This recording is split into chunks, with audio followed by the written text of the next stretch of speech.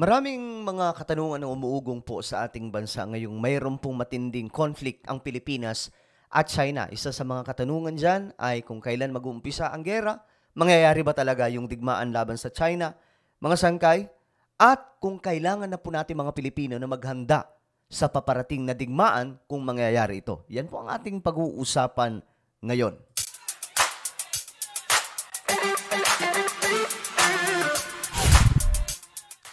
Magandang oras po sa lahat ng mga nanonood ngayon, lalong-lalo na po yung mga naggagapuhan, nagagandahan, mga solid sangkay.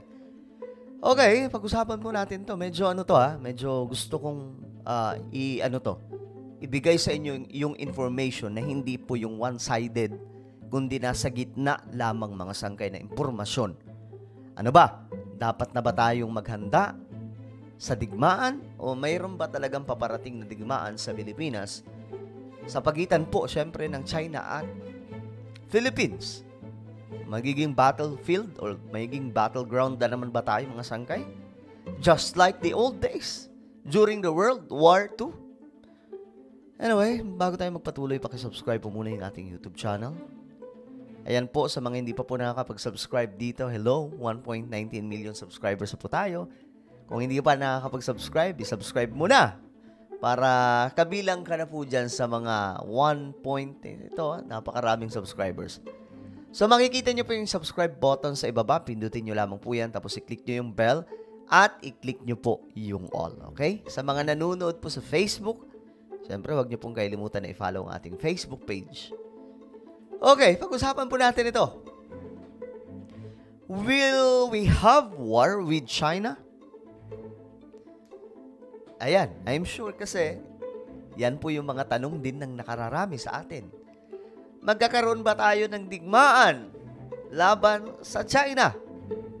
Ask Uncle Sam. Sino tong tinutukoy dito, mga sangkay? Amerika. Kumbaga, tanungin nyo yung Amerika. Few Filipinos, sabi po dito, expect war with China. Okay. Otherwise, sabi po dito, few Filipinos expect war with China this year or the next. Otherwise, would be conducting air raid drills, building bomb shelters, and calling up army reserves. Ako, mga sangkay. Kumbaga, kapag nangyari itong digmaan, ako po, ito na po yung mga makikita po natin. Or, kung nagre-ready na po tayo sa digmaan, ito na po yung makikita po natin, mga sangkay. Nagtatawag na po ng mga army reserve, nagbi-building na po tayo ng mga bomb shelter, nagko-conduct na po ng mga air raid drills. So, yan po yung mga possible na makikita natin kung talagang papasok na po tayo sa digmaan, especially kung andun na po tayo sa mismong digmaan. Diyos mio marimar, ito na po talaga yon.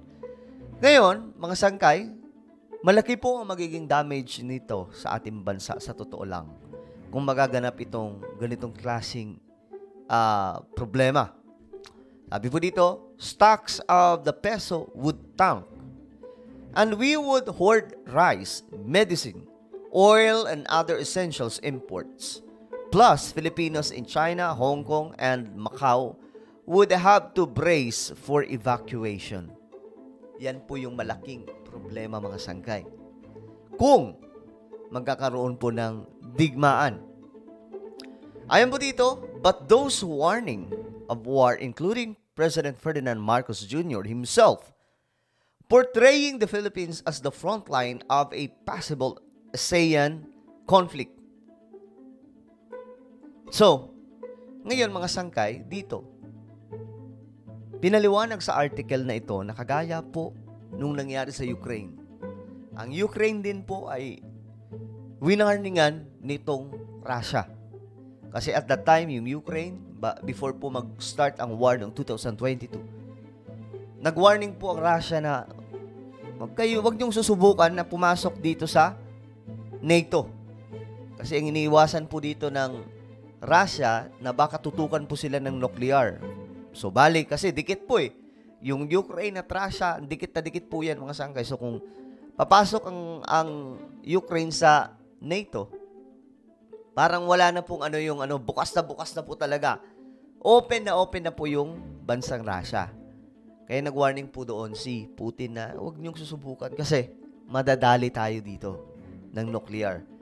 Ngayon, hindi nakinig. Bagkus tulak ng tulak itong sila Uncle Sam. Itong Amerika, mga sangkay. Then, anong nangyari?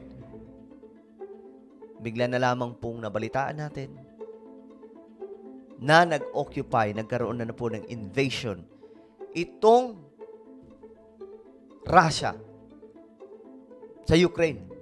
Ngayon ang tanong, matutulad ba tayo sa Ukraine, mga sangkay? At dapat na tayo maghanda. Ngayon, ito po, meron po ditong sagot eh. So, are we facing Ukraine's fate? Ang sagot dito, not yet. Due to 3 factors. So, may 3 rason, mga sangkay, or factors, kung bakit hindi. First, mga sangkay, both America and China want to avoid a full-scale war. Not only because conflict between nuclear powers could go nuclear, but also due to major domestic challenges for the 2 superpowers. Okay, mga sangkay. So, ito pa lang, sa part na to, ayaw po nila mangyari. Ang Amerika may problema sa kanilang bansa.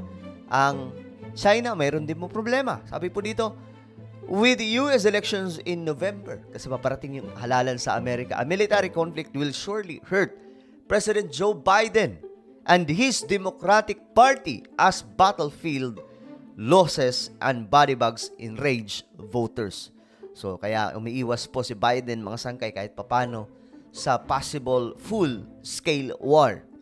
Para naman sa China, mga sangkay, sabi po dito, as for China, it would suffer massive attacks on its territory, unlike faraway America, and its economy and trade, already struggling with financial and property woes, cannot afford further disruptions from war.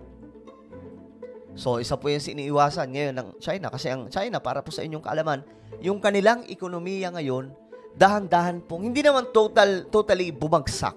No, pero mga sanggay, nagkukulang po sila ngayon sa tinatawag na foreign direct investment. Marami po kasi sa mga investors ng China ay mga Amerikano.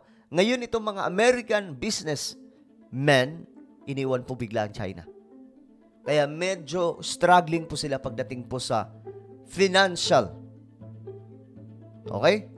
Ngayon, mga sangkay, isa lamang po ito sa mga nakikita nating, nakikita nila mga sangkay na problema. Kaya ayaw po o hindi po papasok itong Amerika. Kasi, hindi naman talaga tayo ang pupunta sa digmaan. Alam niyo yung possible na mangyari? Bibit-bitin tayo ng Amerika. Pwedeng ganun ang mangyari, mga sangkay, papunta sa digmaan. Kasi ang nagdaaway po talaga, Amerika at China. Yun po yun. Amerika at China nag-aaway. Then, meron pong conflict ang Pilipinas at China. Madadamay tayo. Dahil po sa West Philippine Sea. Pwede rin yung Taiwan, mga sangkay. Kasi yung Taiwan, yun po yung medyo malala ang Taiwan kasi. 'Di ba? Mayroon po talagang matinding banta. Minsan nga pinapalibutan na po yung Taiwan ng mga militar ng China bilang pananakot, mga sangkay. So, yan po yung mga possible scenario kung mangyayari itong marami kasi sa atin nag-iisip na baka magkaroon ng digmaan. For now, mga sangkay, medyo medyo hindi pa ganong kalala ang banta. Ayan po dito sa article na ito, mga sangkay. But, alam ba natin yung bukas, mga sangkay? We don't know. Ano ba ang mangyayari sa kinabukasan? Malay po natin. Pagising po natin, bigla na lamang po maririnig po natin yung mga pambihirang mga pagsabog o kundi kaya mga aircraft na dumadaan. Naku, mga sangkay, wag naman po mangyari, no? So, isa sa magiging dito, mga sangkay, magiging battlefield po talaga yung West Philippine Sea. Papunta po sa lupa yan. Sa dagat, kung mangyayari yung digmaan, sa dagat, mula sa dagat, papunta sa kalupaan. At ang unang tatamaan, pag umabot na po sa lupa, ang digmaan na ito, Luzon. Buong area ng Luzon, mga sangkay, tatamaan po niyan. Medyo safety yung Mindanao at Visayas.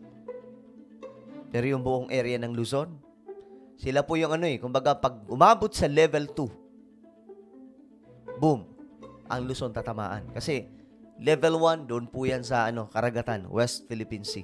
So again, mga sangkay, maraming nagtatanong kung kailangan na ba dati maganda. Well, hindi pa po ganun katindi, mga sangkay. Pero, hindi rin po natin maiiwasan na mag-alala. Let's pray for our country na hindi mangyari itong digmaan. Okay? So ano po ang inyong opinion? Just comment down below. Now, I invite you guys, please subscribe my YouTube channel. Sangkay Revelation, hanapin niyo po ito sa YouTube. Then click the subscribe, click the bell, and click all. Ako na po yung magpapaalam. Mag-iingat po ang lahat. God bless everyone.